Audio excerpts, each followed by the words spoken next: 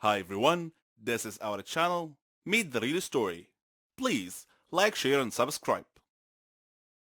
Soccer is an obsession for people who like to bet, argue, and boast about whose team is best. My name is Jacqueline, and I'm 25 years old. I grew up in a family whose male members were crazy about soccer. They were fanatical fans of the Liverpool club team.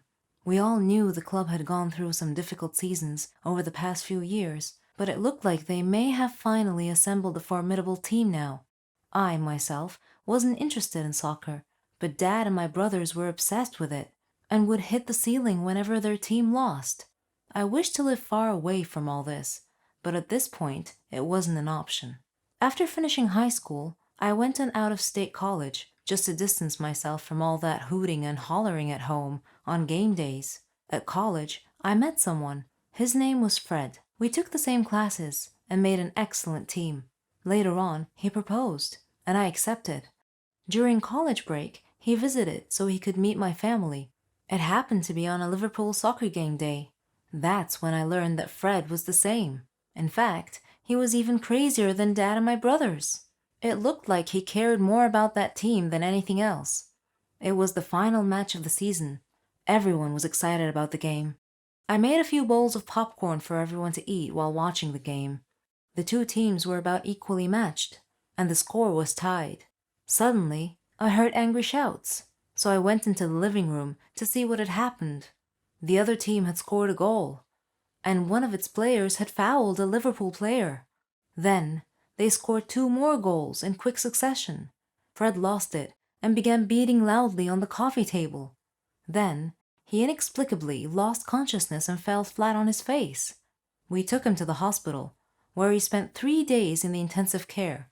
The doctor told us that he had had a heart attack, but he would be okay. After he recovered, he promised me that he wouldn't lose his temper over a soccer game again. Today, we are watching the final match between Liverpool and Tottenham. I have the ambulance phone number on speed dial just in case. Drastic and dire situations create heroes. No one makes history unless their story is inspiring or involves great pain and suffering, overcoming many obstacles and hardships. No one achieves glory without believing in themselves and their abilities, or at least, that's what I think. Sometimes your path to making history doesn't quite go according to plan. My story is a great example. I'm Joanna. I'm 21 years old. I live with my parents and my little sister Veronica. My father was a police officer. He was very brave. He was my idol. He believed in justice and sacrificed anything to see it done. One of my life goals was to be like him. I loved to see him in his uniform. I viewed him as a hero of sorts and believed the old adage that good always triumphs over evil. Unfortunately, that rosy affirmation doesn't always hold true in real life. My father's work used to keep him terribly busy. Nevertheless, he took a few hours off on Veronica's birthday so he could be there with us. Halfway through the party, Dad's work called and told him that a thug was holding a group of nursery kids hostages, demanding a large sum of money and a means to escape the scene. Dad had to leave to deal with the situation, so he excused himself, telling us that duty calls. We were used to seeing Dad dash off suddenly at various times to deal with crimes in progress, but something felt uneasy about that particular time. Dad arrived at the scene just when his colleagues were preparing to charge into the building at significant risk to the kids. Dad volunteered to enter alone to take out the criminal before anyone got hurt. He sneaked into the building and engaged the hostage taker in a gunfight. He managed to kill the thug, but was seriously wounded. He died days later. The whole police department and the city were saddened by his loss. They held a memorial service for Dad. This senseless crime and the loss of my dad galvanized me to enroll in the police academy. Mom tried her best to dissuade me, but I refused to budge. I passed the entrance exam and worked my way through it. It was a challenging program that required diligence, persistence, and patience. The training was quite difficult at first, with very few breaks, and everyone else was intelligent and competitive. In fact, I began to doubt if I could keep up with them. But then I dreamed of Dad hugging me and telling me that I was his hero, and that he would always be at my side. When I woke up the next morning, I felt somehow different, more confident, more resolved to succeed. I worked even harder, and my instructors noticed and acknowledged my extra effort. I made friends, who soon gained confidence in my abilities. My grades improved considerably. Graduation day came, and I anxiously waited to see what my first assignment would be. I was ready to tackle crime, to fight for justice, for all. Unfortunately, my first assignment was as a traffic cop. I was disheartened to see my peers get more prestigious positions, even though I had higher grades than they did. Dejected, I went home and told my mom. She encouraged me and told me that everyone had a job to do and should do it to the best of their ability. Rewards would come in time. She said she appreciated the work of traffic cops, who kept city traffic flowing smoothly during accidents and other abnormal situations. Her words helped me to accept my situation. Regardless, the work was boring, and I still envied my peers for their more important and more glamorous assignments. Life's just not fair. But remember those dire situations I mentioned earlier? Well, during one of my traffic control days, when a traffic light had failed, I noticed two black cars idling in front of a bank in a no parking zone. Initially, I thought it was the bank manager or some other VIP stepping into the bank for a quick stop. I turned my attention back to my traffic control and waved the cars waiting in the left turn lane to proceed to turn left. Then, I looked back at the bank and noticed that a man had gotten out of one of the black cars and stepped over to speak with the bank guard, standing outside the bank. Suddenly, he struck the guard and knocked him unconscious. Then the cars emptied as a group of masked men exited and rushed into the bank. These actions all occurred in quick succession. An armed robbery was in progress. I called the police station on my radio and reported the incident. The police quickly showed up and took the waiting car drivers into custody. The masked men had no choice but to remain inside the bank, with the customers as hostages. They were trapped. They threatened that if they weren't let go free with the money, they would blow up the bank and kill all the hostages. My father's life and death scene played across my mind like a movie rerun.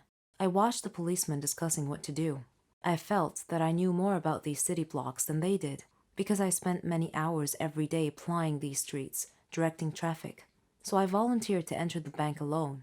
Since this was my beat, I knew that the bank had a secret entrance that the criminals couldn't have known anything about. Thanks to my police training, I was able to easily pick the lock on the secret door and sneak in through the back. I saw two hallways, one to the left and one to the right. I decided to take the one on the left. I expected that the right one would lead me to the lobby, where the criminals were holding the hostages. As I moved stealthily, I heard a noise and discovered that I had reached the lobby instead.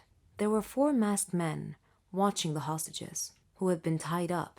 Then, I spied a bomb in the midst of the hostages. These guys were definitely serious. One of the hostages spotted me, and I gestured to him not to speak or look at me. Unfortunately, one of the thugs had already noticed the hostage looking in my direction. He looked over and saw me. I fired and hit him in the shoulder. I knew the shot would cause the other policemen to rush in, so I needed to distract the masked man quickly. One criminal was holding a hostage in front of him, and he told me he would kill her if I didn't put my gun down. I lowered my gun to the floor, stood up, and raised my hands. All the masked men were watching me with their backs to the main entrance. Just as I was about to get shot, the police squad rushed in and told them to freeze. The thugs surrendered. The hostages thanked me, and the police chief thanked me for risking my life for the hostages. The next day, the governor called me into his office and praised my bravery and dedication. He surprised me by transferring me from the traffic control division to the crime prevention division. I felt my father's spirit watching me at that moment and smiling with pride. My friends began calling me the Girl of Steel, and I was perfectly okay with that. Hi, my name is Laura. I'm 23 years old, and I teach art. I recently got married to the love of my life, Norman. I considered him my friend, my brother, my son, and my husband. We loved to prank each other, even after we got married. For instance, one time I turned off all the lights in the apartment, dressed up as a monster, and scared the living daylights out of him when he came back from the store. Another time, he damaged my car. I put mayonnaise on his toast, I did worry sometimes that our jokes might go too far. I mean, he did get really mad at me once. He stopped talking to me for 2 days, even though I apologized profusely many times. After that, our pranks sort of stopped. I figured our pranking days were over. About a month later, I returned home to find a letter on the floor. I opened it and read it. If you don't pay us 100,000 by Friday, we will kill Norman. I smiled. Norman was pranking me again. When he returned home, I hugged him and showed him his prank letter. He read it carefully, and his brow furrowed.